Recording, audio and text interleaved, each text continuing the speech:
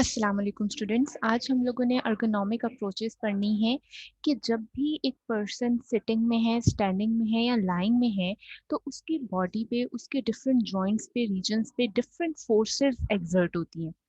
Biomechanics में हम लोगों ने देखना है कि वो कौन सी पोजीशन, कौन सा पोस्चर अडेप्ट करेगा तो वो बेस्ट पोजीशन में है। उसकी जो डिफरेंट बॉडी पार्ट्स हैं वो मिनिमम फोर्सेस उस पर एक्सर्ट हो रही हैं, कोई एबनॉर्मेलिटी नहीं आ रही, कोई डिफॉर्मिटी नहीं आ रही, कुछ स्पेसिफिक मसल्स स्ट्रेच और कुछ स्पेसिफिक मसल्स टाइट नहीं हो रहे। तो इन सारी चीज़ों को हमने देखना होता है। हमारा पोस्चर बहुत ज़्यादा बायोमैकेनिक का इम्पॉर्टेंट टॉपिक है, बिकॉज हमारा पोस्चर चेंज होने की वजह से, पुअर पोस्चर की वजह से फोर्सेस जो हमारी बॉडी पे एक्सर्ट हो रही होती हैं वो बहुत ज़्यादा चेंज हो जाती हैं। ठीक है, तो जिस तरह आप लोगों को नज़र आ रहा है कि ये बिल्कुल एक आइडियल पोस्चर में पर्सन बैठा है। ठीक है, आई लेवल पे उसको स्क्रीन अपनी नज़र आ रही है। ठीक है, उसकी बैक स्ट्रेट है, हिप और नी पे 90 डिग्री का एंगल है, जैसे कि आप लोगों ने सिटिंग पोस्चर में डिस्कस किया था सारा, काइनिंग वन में भी और भी कुछ सब्जेक्ट्स में। ये बहुत ही पुअर पोस्चर उसने अडेप्ट किया हुआ है। उसमें उसने अपनी नेक को भी बेंड किया हुआ है, उसके ये मसल्स भी जो हैं स्ट्रेच हो रहे हैं, बैक जो मसल्स हैं वो टाइट हो रहे हैं, उसकी बैक पे भी आ रहा है स्ट्रेन। उसके अलावा उसकी लेग्स जो हैं वो भी प्रॉपरली स्टेबल और एक स्पेसिफिक सरफेस पे नहीं प्लेस। ठीक है, तो पुअर पोस्चर की वजह से बहुत सी मस्कुलोस्केलेटल कंडीशंस पेशेंट पर्सन को फेस करनी पड़ती हैं। तो पोस्चर बहुत इम्पोर्टेंट है इन आवर लाइफ्स, ताकि हम बहुत सी चीज़ों से बच सकते हैं। अब यंगस्टर्स में क्यों इतनी बैक पेन, नेक पेन के इश्यूज आ रहे हैं? बिकॉज वो अपना पोस्चर मेंटेन नहीं कर पाते। मोबाइल यूजेज में, कंप्यूटर यूज में कभी ऐसे होता है, जैसा कि आजकल ऑनलाइन सब कुछ चल रहा है, you need to work on laptop, you need to work on mobile more often. ठीक है, कुछ लोग जो है वो ठीक है, आप अपनी हॉबी और उस लिहाज से भी इसको, रिक्रिएशन के हवाले से भी इसको देखते हैं, लेकिन अब आपकी ये ज़रूरत बन गई है कि आपको पढ़ाई के लिए भी अब इसी के ऊपर सारा कुछ करना पड़ना है, लेक्चर भी इसी पे लेने हैं, पढ़ना भी इसी पे है, और टेस्ट वगैरह के लिए भी इसी के थ्रू आपने इसको यूज़ करके सब कुछ करना होता है। तो आप लोगों का यूज़ ज़्यादा बढ़ गया है, so you need to know about this. और आपने ही अवेयरनेस स्प्रेड करनी है कि आप कौन से पोस्चर में आपको बैठना चाहिए। अगर आप चेयर एंड टेबल के ऊपर हैं, अगर आप डिफरेंट सरफेस पे बैठे हुए हैं, तो किस तरीके से उसको अडाप्ट करें ताकि पोस्चर आपका अच्छा रहे और बहुत सी पोस्चरल प्रॉब्लम से बचा जा सके। जैसे कि आज हमने कुछ पोस्चरल प्रॉब्लम्स पढ़नी है। अपर लिम्ब और लोअर लिम्ब के हिसाब से हम लोगों ने डिस्कस किया। अपर लिम्ब में हमने बायोमैकेनिक्स 2 में पढ़ा कि डिसलोकेशंस, फ्रैक्चर, ओवरयूज इंजरीज आ रही हैं। तो कुछ पोस्चरल प्रॉब्लम्स भी होती हैं कि पुअर पोस्चर की वजह से आपकी कुछ मसल्स टाइट, कुछ वीक हो जाते हैं, जिसकी वजह से इवन आपकी बोन्स की अलाइनमेंट, आपकी स्पाइन की अलाइनमेंट भी चेंज हो रही होती है। पोस्चर मसल्स के हवाले से अगर हम बात करें, तो पोस्चर मसल्स क्या हैं? कौन से मसल्स पोस्चर मसल्स हैं? वो मसल्स जो कि स्केलेटल सिस्टम को इरेक्ट रखने में हेल्प करें against gravity, these are posture muscles. Skeletal muscles को अगर हम डिवाइड करें टू टाइप्स में, मेजर टू टाइप्स में, तो एक पोस्चर मसल्स हैं और एक फेसिक मसल्स हैं। जो पोस्चर मसल्स हैं ये स्लो ट्विच मसल्स हैं। ठीक है, और ये प्रोलॉन्ग टाइम के लिए यूज होते हैं, इनमें इंड्योरेंस ज़्यादा होती है, ये सस्टेन वर्क करते हैं, ये हाइपर एक्टिव होते हैं, फॉर लॉन्ग टाइम ये एक्टिव रहते हैं। ठीक है, और जो फेसिक मसल्स हैं उनमें फास्ट रिच फाइबर ज़्यादा होते हैं, ये इनमें पावर ज़्यादा होती है, ये मूवमेंट को करने में, इनिशिएट करने में या फुल मूवमेंट परफॉर्म करने में यूज होते हैं, लेकिन इनमें इंड्योरेंस कम होती है, ये जल्दी फटीग में चले जाते हैं। ठीक है, तो एक पोस्चर को मेंटेन करने के लिए for a long period of time posture muscles हमारे एक्ट कर रहे हैं।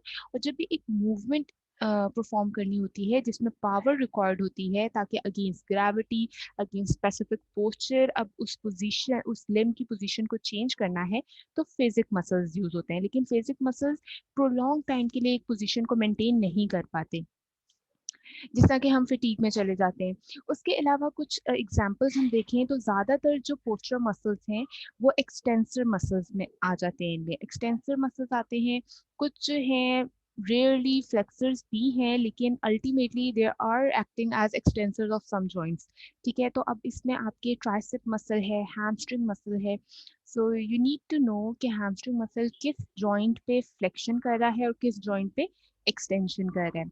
ठीक है, उसके अलावा एडक्टर मसल्स हैं। एक पोस्चर मेंटेन करने के लिए एडक्टर मसल बहुत इंपॉर्टेंट रोल प्ले कर रहे होते हैं, ताकि आपका जो लिम्ब है वो एडक्टेड पोजीशन में मेंटेन रहे। ठीक है, न्यूट्रल और एडक्टेड। ठीक है, एबडक्शन में ज़्यादातर लिम्ब नहीं होता जो हमने प्रोलॉन्ग टाइम के लिए पोस्चर मेंटेन करना होता है। अगर आप एबडक्शन कर भी रहे हैं तो वो आपके फेसिक मसल्स हैं, और वो फटीग में चले जाते हैं और आप वापस अपने न्यूट्रल या एडक्टेड पोजीशन में आ जाते हैं, और वो एडक्टर मसल्स उसको प्रोलॉन्ग टाइम के लिए मेंटेन कर रहे होते हैं। रेक्टस फेमोरिस है, बेसिकली ये आपके फ्लेक्सर है हिप का, और नी का एक्सटेंसर है। ठीक है, तो जब एक पोस्चर मेंटेन हुआ हुआ समझ लें स्टैंडिंग में, तो उसमें आपके रेक्टस फेमोरिस मसल जो हैं वो नी को एक्सटेंड करने में रोल प्ले कर रहे हैं, पोस्चर मेंटेन करने में। टेंसर फेशिया लैटे है, स्वास मसल्स हैं, इरेक्टर स्पाइनी मसल्स हैं, बैक के एक्सटेंसर्स, और कुछ phasic muscles. Phasic muscles active हैं, पावरफुल हैं, बट फिटीग में चले जाते हैं, उनकी इंड्योरेंस कम होती है। तो इसमें बहुत से मसल्स हैं, जिसके tibialis इंटीरियर है, gluteus maximus and medius are actually hip extensors. ठीक है, लेकिन ये भी फटीग में जल्दी चल जाते हैं, और ये इनकी स्ट्रेंथ ज़्यादा होती है कि ये भी फिर फेजिक की कैटेगरी में आ जाते हैं। ठीक है, हर एक्सटेंसर मसल पोस्चरल नहीं है। ठीक है, और हर फ्लेक्सर मसल फेजिक नहीं है। ठीक है, इसमें थोड़ी वेरिएशन है। उसके अलावा रेक्टस एब्डोमिनस मसल हैं जो कि ट्रंक को फ्लेक्स करते हैं। आपके अपर और अपर नहीं, लोअर एंड मिडिल ट्रेपीजियस हैं। लॉन्गस कैपिटस इनकुलाई जो कि आपके नेक के मसल्स होते हैं, इंटीरियरली नेक में प्लेस्ड हैं। डेल्टॉइड आर्म का मसल है। डाइगैस्ट्रिक आपके टेम्पोरोमैंडिबल टेम्पेरोमैंडिबल जॉइंट, और आप कह सकते हैं जॉ का मसल है बेसिकली। ठीक है, अगर हम लोग बात करें तो ये फेसिक और पोस्चर मसल्स, इन दोनों का बैलेंस बड़ा इंपॉर्टेंट है। ये दोनों इंपॉर्टेंट है एक दूसरे के लिए कि ये मिलके एक स्पेसिफिक तरीके से काम कर सकें। ठीक है, अगर एक मसल वीक होगा तो दूसरा मसल एफिशिएंटली अपना वर्क परफॉर्म नहीं कर पाएगा। जो पोस्चर मसल्स होते हैं उन्होंने एक पोस्चर मेंटेन किया होता है, और वो अपने फिजिक पार्टनर को इनहिबिट कर रहे होते हैं। अब पोस्चर मेंटेन हुआ हुआ है, तो इस पोस्चर मेंटेनेंस में आपके एगोनिस्ट मसल तो पोस्चर मसल्स हुए। ठीक है, और एंटागोनिस्टिक मसल्स हो गए फेसिक। तो पोस्चर मसल्स जो हैं वो जब पोस्चर मेंटेन कर रहे होते हैं तो फेसिक मसल्स को इनहिबिट कर रहे होते हैं कि वो अब कोई मूवमेंट परफॉर्म ना करें, बल्कि एक बॉडी जो है इरेक्ट पोजीशन में, एक्सटेंड पोजीशन में ज़्यादातर जॉइंट्स रहें और वो पोस्चर मेंटेन हो सके। ठीक है, और एगोनिस्ट मसल की कॉन्ट्रैक्शन को वो इनहिबिट कर रहे होते हैं। लेकिन जब भी एक मूवमेंट परफॉर्म करनी होती है तो फिर phasic muscles that are very strong, वो जो हैं वो मूवमेंट परफॉर्म करते हैं, लेकिन वो फिर थोड़ी देर बाद फिटीग में आके वापस आप न्यूट्रल पोजीशन में और उसी पोस्चर में वापस आ जाते हैं, क्योंकि उनमें पावर तो है। वो अगेंस्ट पोस्चर मसल एक मूवमेंट तो परफॉर्म कर लेंगे, लेकिन फिर फिटीग में आ जाएंगे। सूडोपेरेसिस का क्या मतलब है? इसमें यही बात है कि अगर दोनों मसल्स में से एक मसल वीक है, खासकर अगर फेसिक मसल वीक है, वो प्रॉपरली कोई मूवमेंट परफॉर्म नहीं कर पा रहा, और खासतौर पे अगेंस्ट पोस्चर मसल्स वो एक्टिवली काम नहीं कर पा रहा, तो एक ना इम्बैलेंस सा आ जाएगा, और अल्टीमेटली कुछ मसल्स वीक हो रहे हैं, कुछ मसल्स टाइट हो रहे हैं, तो ये सूडो पेरेसिस, पेरेसिस का मतलब है मसल वीकनेस हो जाएगी। कुछ मसल वीक है और कुछ टाइट है। ठीक, उसके अलावा हम लोग बात करेंगे कि पोस्चर खराब होने की वजह से आपके कुछ मसल्स टाइट कुछ वीक हो रहे हैं, तो इसमें दो बहुत इंपॉर्टेंट सिंड्रोम्स हैं, upper cross syndrome and lower cross syndrome. Upper cross syndrome और लोअर क्रॉस सिंड्रोम में बेसिकली क्या होता है कि कुछ मसल्स ऑब्लिकली टाइट हो रहे होते हैं और कुछ ऑब्लिकली वीक हो रहे होते हैं। अगर टाइट मसल के अपर क्रॉस के हवाले से बात करें, अपर को हम प्रॉक्सिमल भी कहते हैं और लोअर को डिस्टल भी कहते हैं। तो अपर क्रॉस के हवाले से बात करें तो आपके पोस्टीरियर ऑस्पेक्ट पे जो अपर साइड पे मसल्स हैं जो कि अपर ट्रेपीजियस और लेवेटर स्कैपुली हैं, ये टाइट हो जाएंगे। ठीक, और इंटीरियरली कौन सी टाइट है? इंटीरियरली आपके सुपीरियर वाले मसल्स नहीं, बल्कि पेक्ट मसल्स टाइट होंगे। ठीक है, ओब्लीक डायरेक्शन में टाइट होंगी, ये टाइट है तो पेक्ट टाइट होंगे, उनके बिल्कुल सामने वाले नहीं। जब भी एक मसल टाइट होते हैं तो उसका जो एंटागोनिस्टिक है वो वीक ही होता है। ठीक है, उसके बाद आपके वीक कौन से मसल्स हो रहे हैं, बिकॉज ये टाइट थे तो ये अब वीक हो गए, ये स्ट्रेच हो गए। तो अब ये deep neck flexor muscles weak हैं, स्ट्रेच हैं। और उसके साथ कौन से स्ट्रेच हैं, ये वाले muscles, lower trapezius and serratus interior muscles, ठीक है। क्योंकि पेक टाइट हैं तो ये वीक हो जाएंगे। अब ये वीक होंगे तो अल्टीमेटली इसमें बहुत सी और चीजें भी आएंगी जिसको हम फर्दर डिस्कस करते हैं, ठीक। अब लोअर क्रॉस में अगर हम बात करें तो आपके हिप के फ्लेक्सर मसल्स टाइट हैं तो हिप के एक्सटेंसर्स वीक हो जाएंगे। हिप के फ्लेक्सर्स टाइट हैं और बैक के एक्सटेंसर्स टाइट हैं, तो ये ऑब्लीक डायरेक्शन में ये दोनों टाइट। और वीक कौन से मसल्स हैं, एब्डोमिनल मसल्स या ट्रंक के फ्लेक्सर मसल्स एंड हिप के extensor muscles, these are weak muscles. तो जब भी ये एक ऑब्लीक डायरेक्शन में कुछ मसल्स टाइट और एक ऑब्लिक डायरेक्शन में कुछ मसल्स वीक हो रहे हैं तो अल्टीमेटली आपकी स्पाइन भी डिस्टर्ब हो रही है, आपका पूरा का पूरा पोस्चर जो है वो चेंज हो रहा है। तो हम लोग इसी को डिस्कस करेंगे कि किस तरह से कुछ मसल की टाइटनेस और वीकनेस आपकी स्पाइन के अलाइनमेंट को, आपकी पैल्विक टिल्ट को, हर चीज़ को चेंज करके रख रही है। तो डिस्टल क्रॉस सिंड्रोम के हवाले से हम बात करें तो जैसे कि हमने पहले ही बात कर ली थी कि जो मसल्स टाइट हो रहे हैं, शॉर्टेंड हो रहे हैं, वो आपके बैक के extensors erector spinae and hip के flexors iliac, iliacus and psoas या इको इलियोसॉस भी कह देंगे। उसके अलावा आपके कुछ वीक मसल्स हैं जिसमें एब्डोमिनल मसल्स हैं और रेक्टस एब्डोमिनस, ट्रांसवर्सस एब्डोमिनस, ये सारे मसल्स। और बटक के आपके ग्लूटियस मीडियस एंड मैक्सिमस, ठीक है। उसके बाद अगर हम बात करें कुछ उसके साइन एंड सिम्टम्स के हवाले से कि अगर इंटीरियर पैल्विक टिल्ट हो रही है तो इसका क्या नुकसान होगा। इंटीरियर पैल्विक टिल्ट अगर हो रही है इसमें क्या होगा कि देखिए, अब इसकी में आपको लॉजिक का पता होना चाहिए। इसमें आपको चीज़ों को याद करने के लिए एक लॉजिक बना लें। आपको सबसे पहले एक दफ़ा मसल याद करने पड़ेंगे कि लोअर क्रॉस सिंड्रोम में अपर में कौन से टाइट हैं और कौन से वीक हैं। वो मसल्स एक दफ़ा टाइट और वीक वाले आपको पता चल जाएंगे तो यू कैन इजीली टेल कि अब उसके बाद क्या प्रॉब्लम है, ठीक है। उसको रिलेट करते जाएंगे। देखें, इलियोसॉस हिप का फ्लेक्सर मसल टाइट हो गया। इलियोसॉस जो है वो ओरिजिनेट हो रहा है हिप बोन से, ठीक है। अब वो क्या करेगा, जब वो टाइट हो जाएगा, शॉर्टेंड हो जाएगा तो पेल्विस को इंटीरियरली पुल करेगा, ठीक है। शॉर्ट जो हो गया मसल, और आपके बैक के स्ट्रेंथ्स भी शॉर्ट हैं तो वो भी ऊपर की तरफ उसको पुल कर रहे हैं, ये भी डाउनवर्ड, ठीक है, पुल कर रहे हैं। तो अल्टीमेटली जो आपकी पैल्विक है वो इंटीरियरली टिल्ट कर जाएगी, ठीक है। अच्छा, पैल्विक तो इंटीरियरली टिल्ट कर गई। अब पैल्विक जब इंटीरियरली टिल्ट करती है तो उसके साथ ही आपका जो लंबर का कर्व है ना, वो और ज्यादा कर्व इंक्रीज हो जाता है, ठीक है।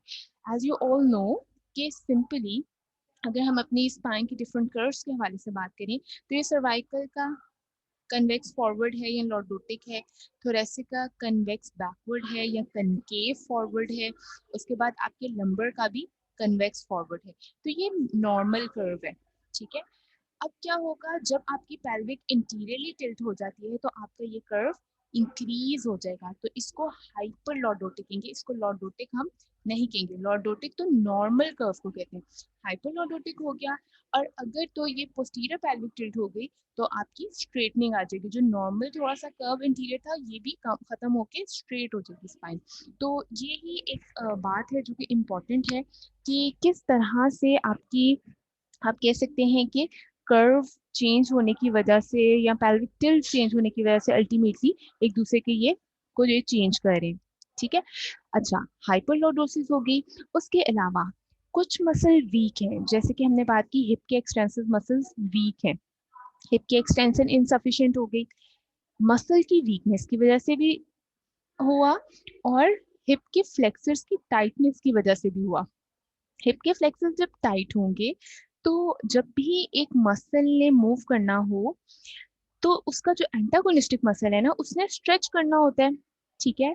जब हिप की एक्सटेंशन हम करवाना चाह रहे होंगे तो हमारे हिप के फ्लेक्सर मसल्स को स्ट्रेच होना चाहिए।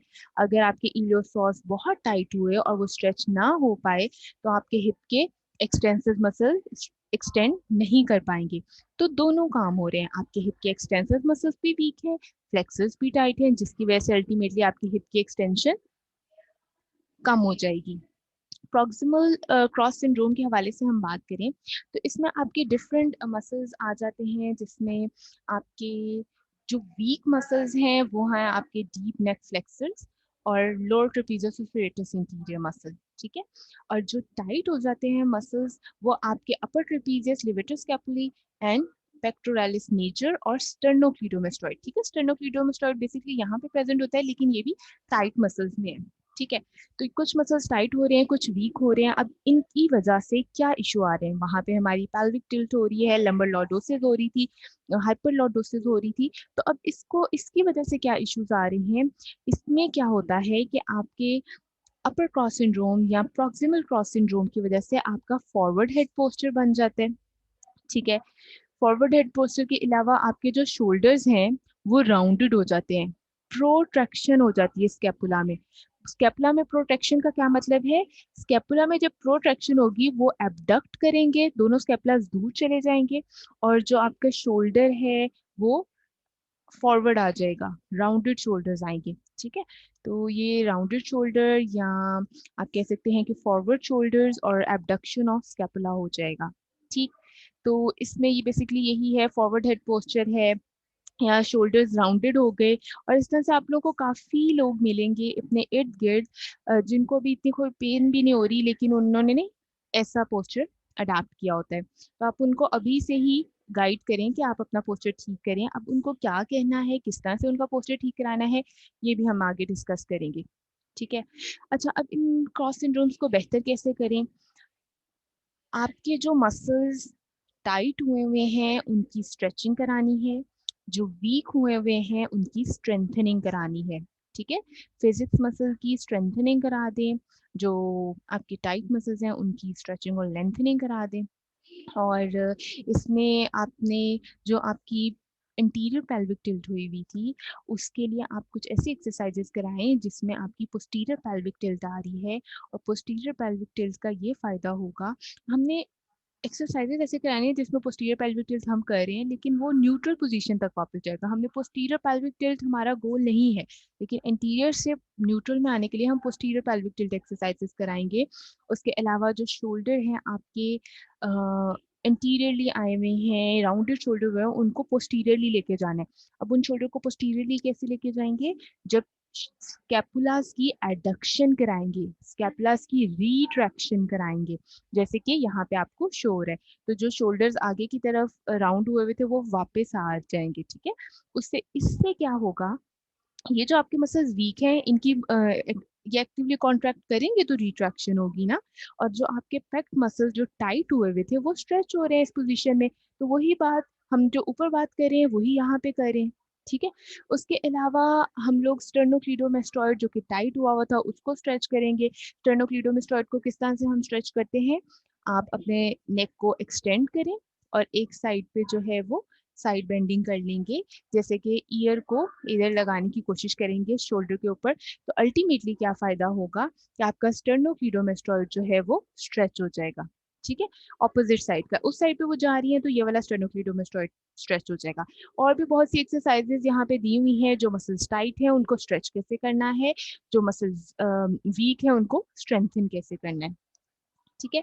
ये इस वही बात उन्होंने इधर भी बताई हुई है। उसके अलावा हम लोग डिस्कस करेंगे कि एक पर्सन है वो स्टैंडिंग पोस्चर में है, तो उसकी स्टैंडिंग पोस्चर को हम क्या चीज़ें हैं जो उसके स्टैंडिंग पोस्चर को अफेक्ट कर रही हैं। एक अच्छा स्टैंडिंग पोस्चर मेंटेन करने के लिए क्या चीज़ें रिक्वायर्ड हैं, ठीक है। इसमें आपकी फुटवेयर बहुत इंपॉर्टेंट है कि आप कैसा फुटवेयर यूज़ करें, कैसे शूज़ यूज़ करें, ठीक है। तो आपकी पूरी बॉडी का सेंटर ऑफ मास कहाँ पे, ग्रेविटी कहाँ पे एक्ट कर रहा है। फिर कुछ ग्राउंड रिएक्शन फोर्सेस होती हैं, जब आपका फुट ऑन ग्राउंड होता है तो कुछ ग्राउंड रिएक्शन फोर्सेस हैं वो कैसे एक्ट कर रही हैं, ठीक है। अब अगर हम बात करें COP, सेंटर ऑफ प्रेशर, ये क्या होता है कि आपकी जो फुल बॉडी पे जब आप स्टैंडिंग में हैं तो एक स्पेसिफिक पॉइंट है जहाँ पे ज़्यादातर आपका सेंटर ऑफ प्रेशर होता है, जो कि ज़्यादातर नेविकुलर बोन होती है हमारी फुट के हवाले से।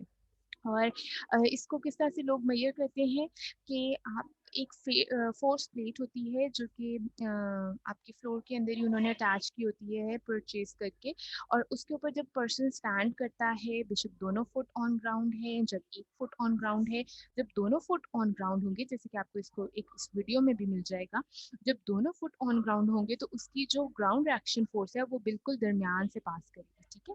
और जब एक फुट ऑन ग्राउंड होगा और एक ऑफ ग्राउंड होगा, तो जो फुट ऑन ग्राउंड है उसी के ऊपर ग्राउंड रिएक्शन फोर्सेस होंगी ना।